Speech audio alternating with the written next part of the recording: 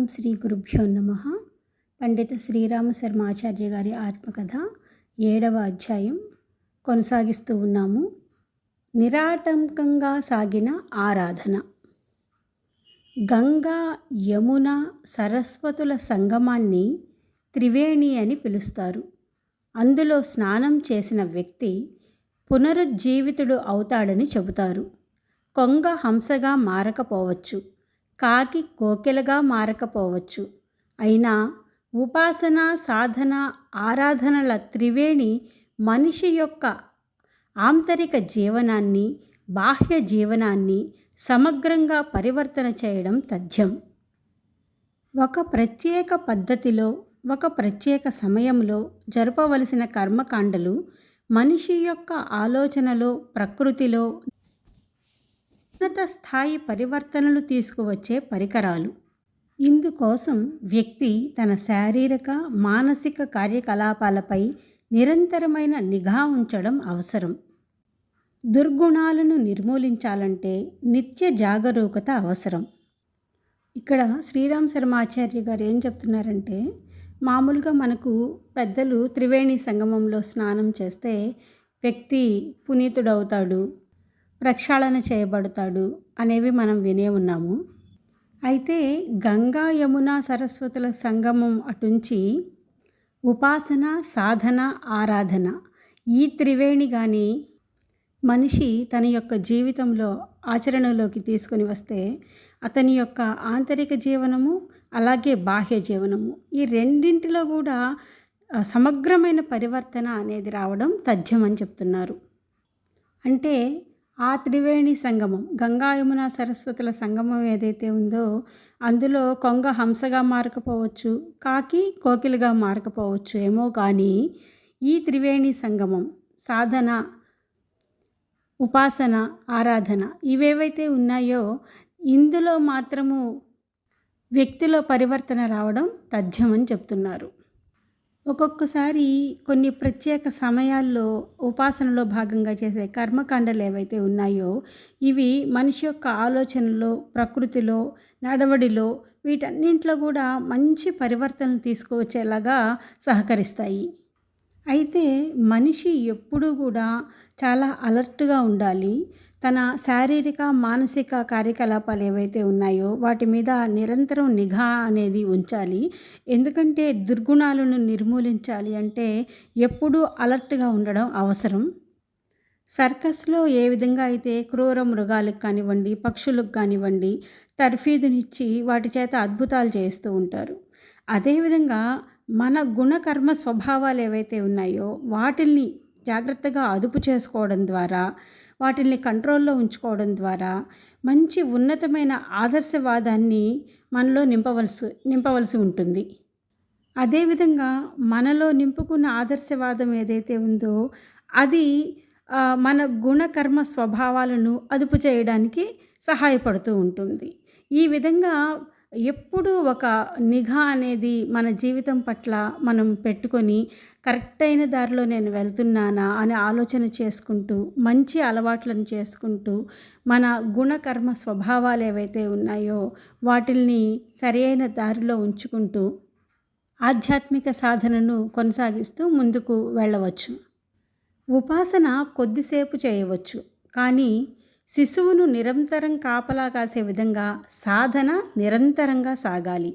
సాధనతో జోడింపబడిన ఉపాసన మాత్రమే సఫలం అవుతుంది.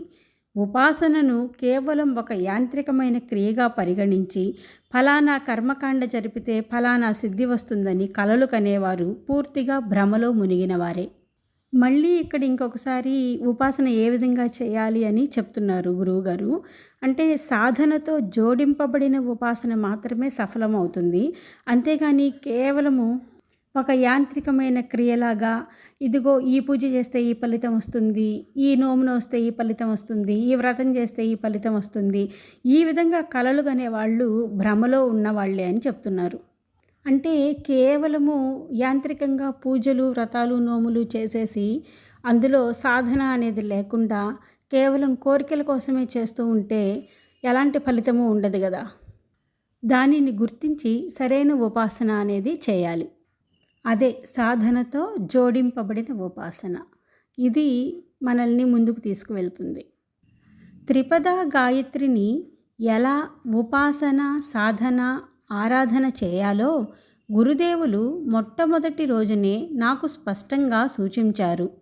క్రమబద్ధమైన జప ధ్యానాలతో పాటు సాధకుని ఆలోచనలో, భావనలో ఉపాసన, అతని ప్రకృతిలో సాధన, సామాజిక వ్యవహరణలో ఆరాధన అంతర్లీనంగా ఉండాలని, దీనితో పాటు శ్రద్ధ, మెలకువలు ఉండాలని ఆయన పేర్కొన్నారు.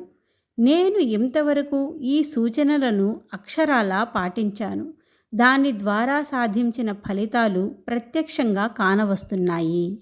శ్రీరామ్ శర్మ ఆచార్య గారికి వాళ్ళ గురుదేవులు ఉపాసన, సాధన, ఆరాధన ఎలా చేయాలో చెప్పారు స్పష్టంగా అని చెప్తున్నారు.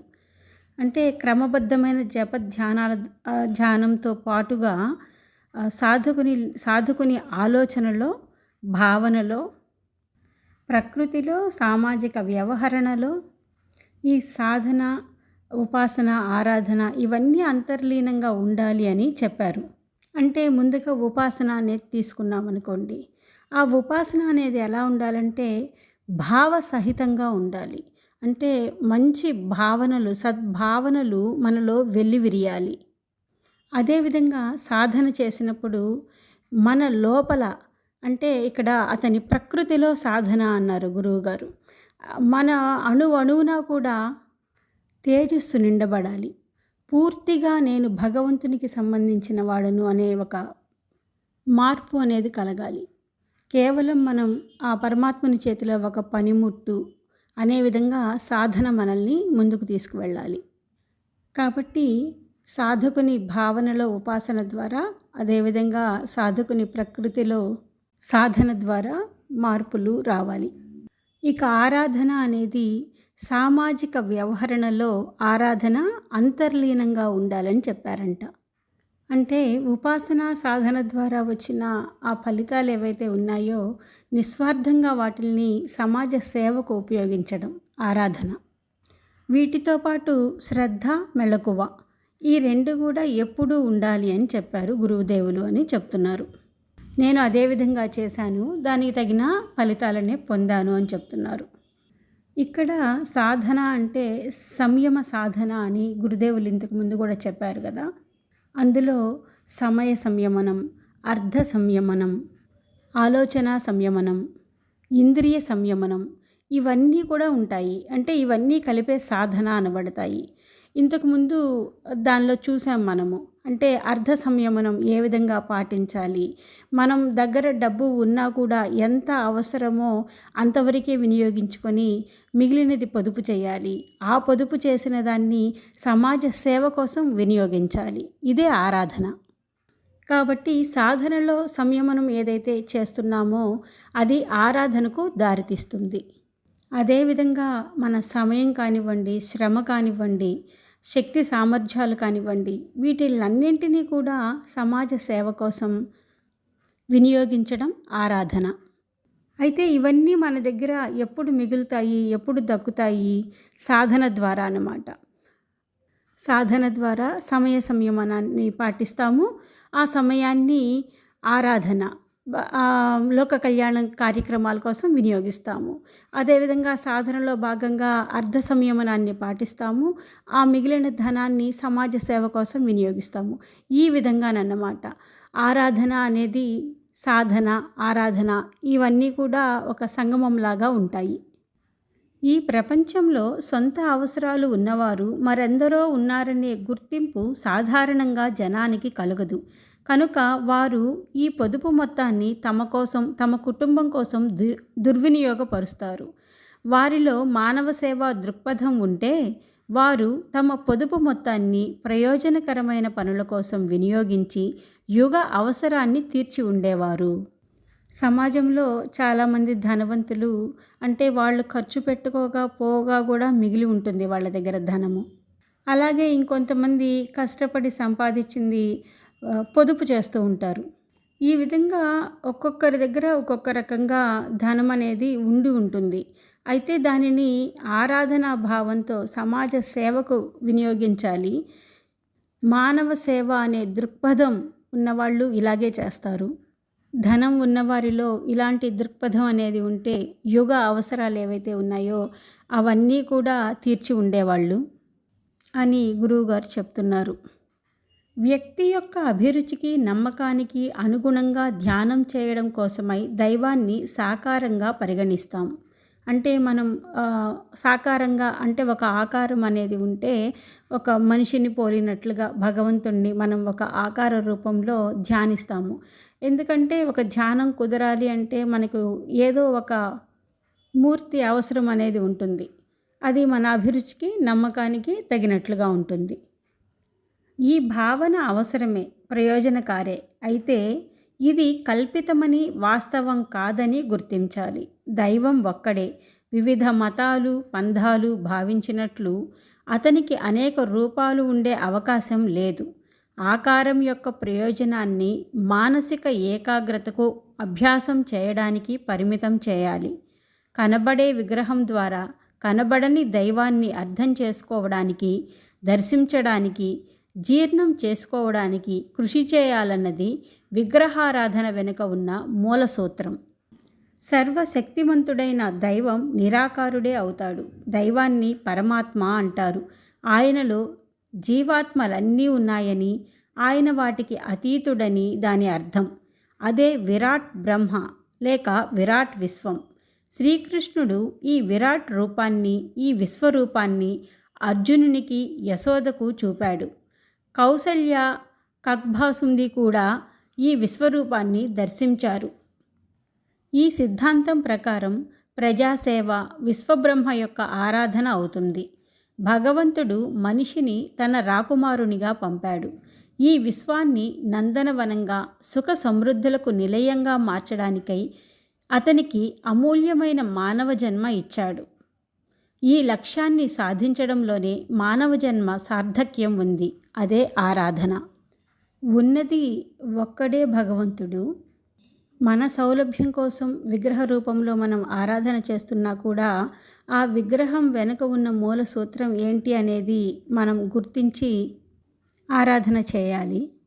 ఎందుకంటే నిజానికి భగవంతుడు విరాట్ స్వరూపం.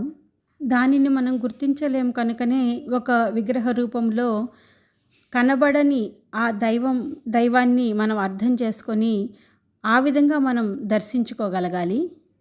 విరాట్ స్వరూపంగా అంతటా అన్నిటా ఉన్నది ఒకే భగవంతుడు. దీని ప్రకారం చూస్తే మనము ప్రజాసేవే విశ్వబ్రహ్మ యొక్క ఆరాధన అని అర్థం చేసుకోవాలి. ఎందుకంటే విశ్వమే విష్ణువు అనే భావన తెచ్చుకోగలగాలి. అదే సత్యం కాబట్టి భగవంతుని సేవ అంటే సమాజ సేవ. కాబట్టి అదే నిజమైన ఆరాధన అని ఇక్కడ గురుదేవులు చెప్తున్నారు. భగవంతుని యొక్క ఇంత గొప్ప సృష్టిలో ఎన్నో జీవరాశులున్నాయి. అయితే భగవంతుడు మనిషిని తన రాకుమారునిలాగా, ఉదాహరణకి ఒక రాజు తన రాజ్యాన్ని చూసుకోవడానికి నెక్స్ట్ ఆ రాజు కుమారుణ్ణి ఏ విధంగా నియమిస్తాడో ఆ విధంగా బుద్ధిజీవి అయిన మనిషిని పంపాడు భగవంతుడు. కాబట్టి ఈ విశ్వం అంతా కూడా ఒక నందనవనం, భగవంతుని యొక్క నందనవనం. దాని యొక్క సుఖ సమృద్ధులు ఇవన్నీ కూడా మంచిగా ఉండడానికి, ఆ నందనవనం సుఖ సమృద్ధులకు నిలయంగా మార్చడానికి ఒక్క మనిషికే సాధ్యమవుతుంది. ఆ విధంగా భగవంతుడు అమూల్యమైన మానవ జన్మనిచ్చాడు. కాబట్టి ఇదే మానవ జన్మ లక్ష్యము. ఈ లక్ష్యాన్ని సాధించడంలోనే మానవ జన్మ అనేది సార్థకత పొందుతుంది. ఇదే ఆరాధన అని గురుదేవులు చెప్తున్నారు. నేను ఈ ఆరాధన జరుపుతూ వచ్చాను. రాత్రి 12 గంటలలో 4 గంటలు క్రమబద్ధంగా ఉపాసనకు కేటాయించాను. మిగతా సమయంలో నిద్ర, ఇతర దినచర్య. వ్యక్తి సోమరిగా ఉంటే, నిర్లక్ష్యంగా ఉంటే అతని సమయమంతా తీరు తెన్ను లేకుండా, పద్ధతి లేకుండా గడిచిపోతుంది. కానీ నడుం బిగిస్తే, మెలకువ వహిస్తే అతడు అద్భుతాలను సాధించగలడు. పగలు 12 గంటలలో 2 గంటలు భోజనానికి, విశ్రాంతికి, ఇతర పనులకు వదిలితే 10 గంటలు నికరంగా మిగులుతాయి. ఈ 10 గంటలను నేను నియమబద్ధంగా ప్రజాసేవకు వినియోగిస్తూ వచ్చాను. ఈ ఆరాధనా కార్యకలాపాలను ఇలా వర్గీకరించవచ్చు. మనకు ఉన్న 24 గంటల్లో రాత్రి 12 గంటలు, పగలు 12 గంటలు. అయితే గురువుగారు ఈ రాత్రి 12 గంటల్లో 4 గంటలు మళ్ళీ ఉపాసనకే కేటాయించారు. ఇక పగలు 12 గంటల్లో అయితే 2 గంటలు మాత్రమే విశ్రాంతికి, భోజనానికి, ఇతర పనులకి కేటాయించి మిగిలిన 10 గంటల సమయము సమాజ సేవ కోసమే, అంటే ఆరాధనకే వినియోగించానని చెప్తున్నారు. అవి ఏంటో కూడా కింద చెప్తున్నారు. యుగ చైతన్యం యొక్క ఆదర్శాలకు అనుగుణంగా ప్రజల మనస్సులను, దృక్పథాలను సంస్కరించడానికై పత్రికలు, పుస్తకాలు, సారస్వతం మున్నగు వాటిని రచించడం, ప్రచురించడం. రెండవది, యుగ ధర్మానికి అనుగుణమైన జీవన విధానాన్ని అనుసరించడానికై సాధకులకు స్ఫూర్తిని, మార్గదర్శనాన్ని ఇవ్వడం. మూడవది, తమ వ్యక్తిగతమైన ఇబ్బందులను తొలగించుకొని ఉన్నత సిద్ధాంతాల ఆధారంగా ఉజ్వల భవిష్యత్తును నిర్మించుకోవడానికై నా వద్దకు మార్గదర్శనం కోసం, సలహా కోసం వచ్చే వ్యక్తుల ఆత్మలను ఎదిగేటట్లు చేయడానికి వారికి సూచనలు ఇవ్వడం. అసంఖ్యాకులైన వ్యక్తులు నా సంపర్కంలోకి వచ్చారు. వారిలో అధిక సంఖ్యాకులు మారారు, మార్గదర్శనం పొందారు, ప్రయోజనం పొందారు. ఆయా సంఘటనలను వర్ణించడము, ఆయా వ్యక్తుల పేర్లను పేర్కొనడము సాధ్యం కాదు. ఎందుకంటే అది నా అలవాటు కాదు. పైగా నాకు ఇప్పటికీ జ్ఞాపకం ఉన్న సంఘటనలను లిపిబద్ధం చేసినా అదొక మహాగ్రంథం అవుతుంది. కానీ సంబంధిత వ్యక్తులు అందుకు అభ్యంతరం తెలుపవచ్చు. కృతజ్ఞత తెలిపే అలవాటు ఇప్పుడు దాదాపు నశించింది. కనుక ఈ సంఘటనలను గురించి ఏదైనా చెప్పడం అనుచితం అవుతుంది. అంతేకాదు, మంచి పనుల సత్ఫలితాలను వెల్లడి చేయడం వల్ల ఆ పుణ్యం తరిగిపోతుంది. ఎంతోమంది ప్రజలు నా వల్ల ఆధ్యాత్మిక ప్రగతిలో ముందుకు సాగారు. దానికి సంబంధించిన సంఘటనలను కానీ, వాళ్ళ పేర్లను కానీ చెప్పడానికి కూడా సాధ్యం కాదు. ఎందుకంటే అంత పెద్ద గ్రంథం అవుతుంది దాని గురించి రాయడం మొదలు పెడితే. అయినా చేసిన మంచి పనులను చెప్పుకోవడం, నేను ఇవి చేశాను, అవి చేశాను అని చెప్పుకోవడం వల్ల కూడా పుణ్యం తరిగిపోతుంది. అంటే నేను చేసిన మంచి పనుల వల్ల ఇలాంటి ఫలితాలు వచ్చాయి అని అందరికీ చెప్పుకోవడం, ఇది అంత మంచి పద్ధతి ఏం కాదు, అవసరం లేదు అంటున్నారు. అయితే ఈ సేవలు ఎంతో ప్రభావాన్ని కలిగించాయనడంలో సందేహం లేదు. ఇంతవరకు 1989 వరకు 24 లక్షల మందికి పైగా వ్యక్తులు ప్రజ్ఞా పరివార్తో సంబంధం కలిగి ఉన్నారు. అయినా మిషన్ యొక్క సిద్ధాంతాల వల్ల, ఆదర్శాల వల్ల గాఢంగా ప్రభావితులైన వారి సంఖ్య ఇందులో సుమారు 3వ వంతు ఉంటుంది. వారిలో అధిక సంఖ్యాకులు తమ వ్యక్తిగత జీవితంలో నా నుండి మార్గదర్శనం, అభిమానం, సహాయం, సలహా, దివ్య బహుమతులు పొందినవారు. విషమ సమస్యలతో సతమతమై నా వద్దకు వచ్చి పరమానందంతో, శాంతితో తిరిగి వెళ్ళినవారు. ఇంతటి విశాలమైన కుటుంబం నిర్మాణం కావడానికి కారణం ఇదే. ఇదంతా కేవలం సిద్ధాంతాలపై ఆధారపడి ఉంటే గాయత్రి పరివార్ సభ్యత్వం ఆర్య సమాజ్, సర్వోదయ సమాజుల సభ్యత్వం వలె పరిమితంగా ఉండేది. వ్యక్తిగతమైన సాన్నిహిత్యం, బంధుత్వ బంధనలతో కూడిన వాతావరణం నిర్మాణం అయ్యేది కాదు.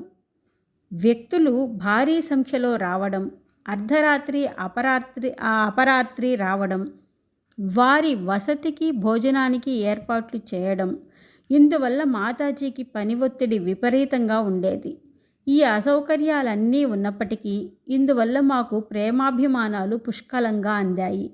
ఈ ప్రేమాభిమానాల రూపంలో మేము ప్రజలకు చేసినదంతా వడ్డీతో సహా తిరిగి వచ్చింది. కనుక ఇందులో మేము నష్టపోయామని చెప్పలేము. అంటే ఇక్కడ గురువుగారు కానివ్వండి, మాతాజీ కానివ్వండి, ప్రజల కోసం, అంటే వాళ్ళ దగ్గరికి నమ్మి వచ్చిన వాళ్ళ కోసం అన్ని రకాలుగా వాళ్ళకి సహాయ సహకారాలను అందించారు. వాళ్ళు అన్ని రకాలుగా చక్కగా ఆనందంగా ఉండేలాగా చేశారు. కానీ దీనివల్ల మాకు నష్టపోయింది ఏమీ లేదు. వాళ్ళు ఇంకా మా మీద ప్రేమ అభిమానాన్ని పెంచుకొని మా లక్ష్యంలో భాగమయ్యారు. కాబట్టి ఇక్కడ గురుదేవులు ఏమంటున్నారంటే వడ్డీతో సహా నాకు ఆ ప్రేమ అభిమానం అవన్నీ కూడా వసూలయ్యాయి అని. ఆరాధనకు అంటే ప్రజాసేవకు ధనం అవసరం అవుతుంది. ఆకలిగొన్న వ్యక్తి ఇతరులకు ఎలా భోజనం పెట్టగలడు? మరి ఈ ధనం ఎక్కడి నుంచి వస్తుంది? నీకు ఉన్నదానిని విరాట్ బ్రహ్మ అనే పొలంలో విత్తనంగా చల్లడం నేర్చుకో అని గురుదేవులు మా మొదటి సమాగమంలోనే చెప్పారు. ఒక విత్తనం చల్లితే 100 గింజలు పంటగా వస్తాయి. గురుదేవులు జలారాం బాపా ఉదాహరణ ఇచ్చారు. జలారాం బాపా ఒక రైతు. అతడు తన పొదుపు మొత్తాన్ని అంతటినీ అన్నార్తులకు అన్నం పెట్టడానికి ఖర్చు చేసేవారు. అంటే ఆ రైతుకు ఏదైతే మిగులుతుందో దాచిపెడతాడో అదంతా కూడా ఆకలితో ఉన్న వాళ్ళకి అన్నం పెట్టడానికి ఖర్చు చేసేవాడు. భగవంతుడు ఆయన కృషిని మెచ్చుకున్నాడు. ఆయనకు ఒక అక్షయ పాత్ర ఇచ్చాడు. జలారాం బాపా ప్రారంభించిన ఉచిత భోజనశాల గుజరాత్లోని విర్పూర్ గ్రామంలో ఇప్పటికీ నడుస్తోంది. అక్కడ రోజు వేలాది మంది భక్తులు భోజనం చేస్తున్నారు. తన ధనాన్ని ప్రజా శ్రేయస్సు కోసం వినియోగించే వ్యక్తికి సహకారం అందుతుంది. సత్వరంగా ఆనందంగా అందుతుంది. డబ్బు కూడబెట్టి దానిని వినియోగించకుండా ఉంచి ఇంకా డబ్బు నిల్వ చేసుకునే వ్యక్తిని ప్రజలు నిందిస్తారు, హేళన చేస్తారు. శ్రీరామ్ శర్మ ఆచార్య గారు ఇక్కడ ఇంకొకసారి నాటు కోసుకునే సిద్ధాంతాన్ని గుర్తు చేస్తున్నారు. వారికి మిషన్ కార్యకలాపాల కోసం ధనం అవసరమైనప్పుడల్లా శ్రీరామ్ శర్మ ఆచార్య గారికి వాళ్ళ గురుదేవులు చెప్పిన ఈ సిద్ధాంతమే గుర్తుకు వస్తూ ఉంటుంది అంటున్నారు. డబ్బుని కూడబెట్టి నిల్వ చేసుకోవడం మంచి పద్ధతి కాదు. దానిని విరాట్ బ్రహ్మ అనే పొలంలో ఒక విత్తనంగా నాటితే అక్షయ పాత్రలాగా తిరిగి ఒక విత్తనానికి 100 విత్తనాలు అన్నట్లుగా వస్తూ ఉంటుంది. కేవలం అక్కడ మన పాత్రత, సమాజ సేవ చేయాలనే దృక్పథం ఇవే కావాలి. గురుదేవుల ఆదేశాల ప్రకారం నా సర్వస్వాన్ని భగవంతుని పాదాల వద్ద సమర్పణ చేశాను. శారీరక శ్రమ చేసే సామర్థ్యం, మానసిక శ్రమ చేసే సామర్థ్యం, భావనలు, వారసత్వపు ఆస్తి, ఇందులో సొంతంగా సంపాదించింది ఏదీ లేదు. ఈ 4 రకాల సంపదను నేను నిర్దిష్టమైన ప్రయోజనాల కోసం భక్తి శ్రద్ధలతో వినియోగించాను. అందువల్ల అది నాకు 100 రెట్లుగా తిరిగి వచ్చింది. నేను రోజుకు 12 గంటల పాటు శారీరక శ్రమ చేశాను. ఎన్నడూ అలసిపోలేదు. అంతేకాదు, నా కార్యకుశలత పెరుగుతూ వచ్చింది. ఈ ముసలితనంలో సైతం యువకుని వలె పనిచేసే సామర్థ్యం నాకున్నది. మానసిక, శారీరక శ్రమలను సమానాంతరంగా చేశాను. ముసలితనం నా పనిని, నైతిక బలాన్ని ఎన్నడూ ప్రభావితం చేయలేదు. నేను వ్యక్తులను మనసారా ప్రేమించాను. వ్యక్తులు నన్ను ఎంతగానో ప్రేమించారు. వారు నాకు వ్యక్తిగతమైన అభిమానాన్ని, గౌరవాన్ని, సుహృద్భావాన్ని అందించారు. అంతేకాదు, ఈ మిషన్ కోసం పనిచేయవలసిందిగా నేను విజ్ఞప్తి చేసినప్పుడు వ్యక్తులు నిండు హృదయంతో స్పందించారు. అంటే ఇక్కడ శ్రీరామ్ శర్మ ఆచార్య గారు చెప్తున్నారు, ఏది మనం ఇస్తే అది 100 రెట్లుగా ఫలితాన్ని పొందుతుంది అంటారు కదా. ఆ విధంగా నేను శారీరక శ్రమ పెట్టాను, కానీ ఎక్కడా నా శరీరానికి అలసట అనేది లేదు. 24 గంటలు మానసిక శ్రమ అనేది ఉండనే ఉంటుంది నాకు. కానీ ఎక్కడా కూడా నా మనసు ఇంకా ఆనందంగానే ఉంటుంది. అంతేగాని బాధకు లోను కాలేదు. ముందు తరాల వాళ్ళు నాకు ఇచ్చిన ఆస్తిని అంతటినీ కూడా నేను ఈ మిషన్ కార్యకలాపాలకే వినియోగించాను. అందరికీ ప్రేమను, అభిమానాన్ని పంచాను. కాబట్టి ఆ ప్రేమ, అభిమానాలు అన్నీ నేను ఏదైతే ఇచ్చానో అన్నీ కూడా తిరిగి ఇంకా ఎక్కువగా లభించాయి. మిషన్ కోసం పనిచేసే వ్యక్తులు కూడా పెరిగారు.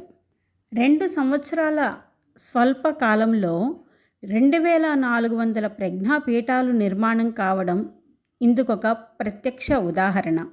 నేను నా ధనంతో పని ప్రారంభించాను. నా వారసత్వపు ఆస్తిని అమ్మడం వల్ల వచ్చిన ధనంతో నేను గాయత్రి తపోభూమిని నిర్మించాను.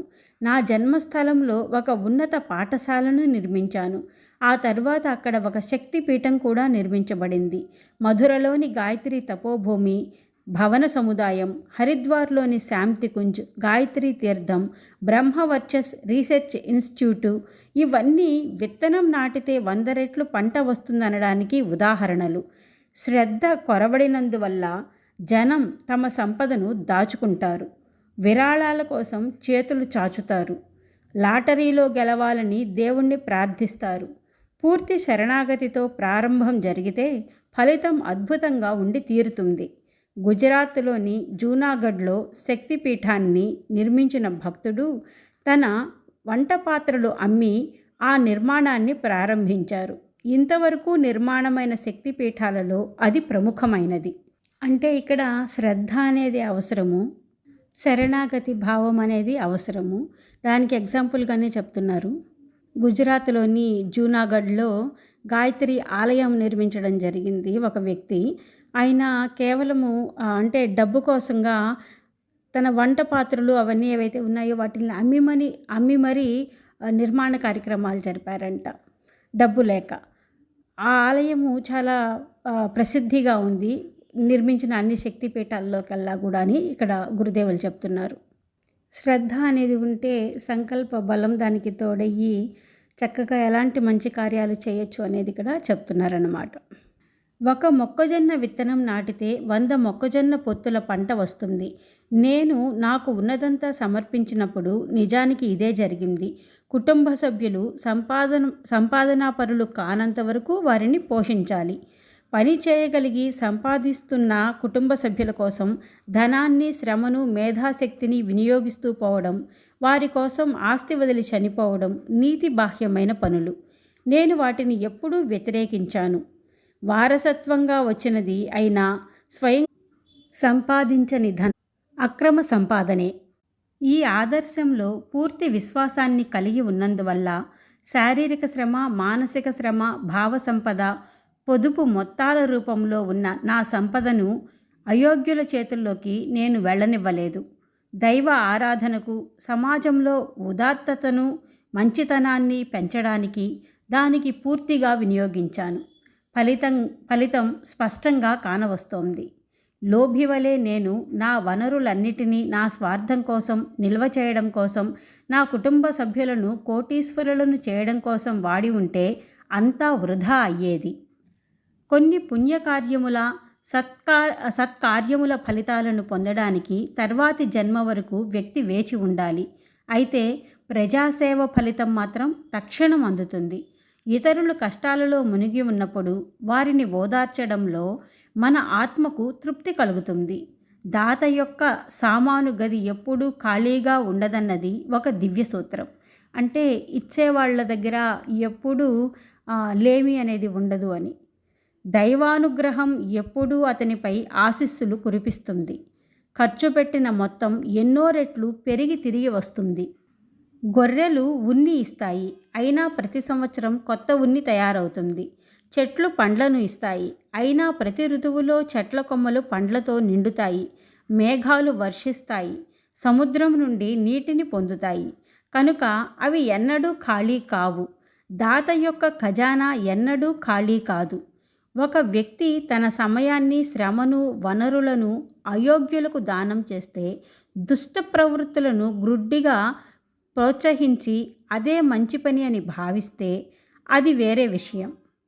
అంటే ఇక్కడ మనం కొన్ని రకాలైన పుణ్యకార్యాలను చేసినప్పుడు ఆ పుణ్యం అనేది నెక్స్ట్ జన్మలో మనకి ఫలితాన్ని ఇస్తుంది అనేది మనం వింటూ ఉంటాము. కానీ ఇక్కడ ఎవరైనా ఒకరు బాధలో ఉన్నప్పుడు, లేకంటే ఒక సహాయాన్ని ఆశించినప్పుడు వాళ్ళకి మనం సహాయం వెంటనే చేస్తే మనకు అప్పటికప్పుడే ఆత్మతృప్తి అనేది కలుగుతుంది. అంటే రిజల్ట్ అప్పుడే మనం అనుభవిస్తాము. అలా కాకుండా ఏవో పిచ్చి పనులు లేదా అనర్హులను ప్రోత్సహించడము, అయోగ్యులకు దానం చేయడము, ఇలాంటివి కొంతమంది చేస్తూ వాటిల్నే మంచి పనులుగా భావిస్తూ ఉంటే వాళ్ళనైతే ఏం చేయలేము. అంటే చేసే యోగ్యమైన పని యోగ్యులకు ఉపయోగపడాలి. అపాత్ర దానం ఫలితాన్నివ్వదు, దానిని కూడా గుర్తించాలి. అదేవిధంగా పేరు కోసం, ప్రఖ్యాతుల కోసం, కీర్తి కోసం వీటిల్ని ఆశిస్తూ సేవ చేయడం అనేది ప్రజాసేవ అనే అర్థాన్ని అది కోల్పోయేలాగా చేస్తుంది. కేవలము పత్రికల్లో అడ్వర్టైజ్మెంట్ ఇచ్చే విధంగా అది ఒక వ్యాపారంలాగా అవుతుంది. ఒక వ్యక్తి ఏదైనా ఒక సహాయాన్ని చేసి, ఆ సహాయం చేశాను నేను అని అందరూ గుర్తించాలి, లేదా నేను చేసిన సహాయానికి తిరిగి నాకు ప్రతిఫలం రావాలి అని కానీ ఆశిస్తే అది పుణ్యకార్యం అనిపించుకోదు అంటున్నారు. అదేవిధంగా ఇంకొంతమంది ఒత్తిళ్ల కారణంగా అంటే బలవంతంగా విరాళాలను ఇస్తూ ఉంటారు. తప్పని పరిస్థితుల్లో అన్నట్లుగా. అలా చేసిన దానాలు కూడా అంటే ఏదో ఒత్తిడి వల్ల చేసిన ఇలాంటి దానాలు కూడా ఫలితాన్ని ఇవ్వవు.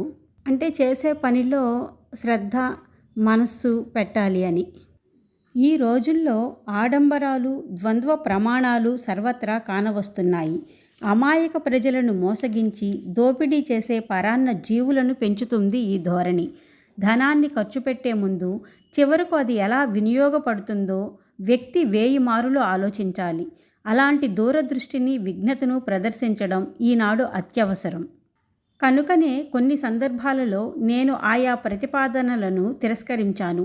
నాకు దయాదాక్షిణ్యాలు లేవనే మాట పడడానికి సాహసించాను.